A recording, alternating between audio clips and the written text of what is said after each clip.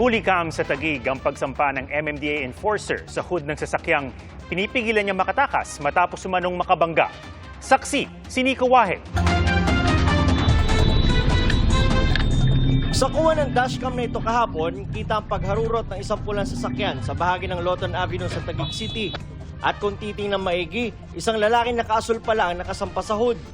MMDA enforcer pala ang lalaki na pinipigilan umanong makatakas ng sasakyan. Pati ang kanyang kabaro na nagmamando noon ng trapiko, napahabol din. Sa isa pang video, maririnig na nakabangga pa raw ang sasakyan, kaya ito hinaharang ng mga otoridad.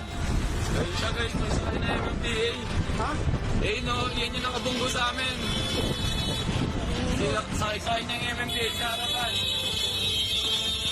Huminto saglit ang sasakyan pero nagpumilit ulit umalis.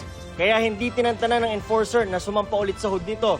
Sa kabila ng pagsusumikap ng enforcer, tuluyan pa rin nakatakas ang driver ayon sa MMDA. Kaninang umaga, pumunta sa opisina ng MMDA ang sangkot enforcer para ipaliwanag ang nangyari. Nakuha naman daw ng MMDA ang plate number ng sasakyan at hinahanap na ang tumakas na driver. Sa oras na matukoy ang kanyang pagkakakilanlan, maharap siya sa patong-patong na kasong kriminal. Irerekomenda rin daw ng MMDA sa LTO na kansilahin ang kanyang driver's license. Para sa GMA Integrated News, ako si Nico Wahe, ang inyong saksi. Mga kapuso, sama-sama tayong maging saksi. Mag-subscribe sa GMA Integrated News sa YouTube at para sa mga kapuso abroad, samahan niyo kami sa GMA Pinoy TV at sa www.gmanews.tv.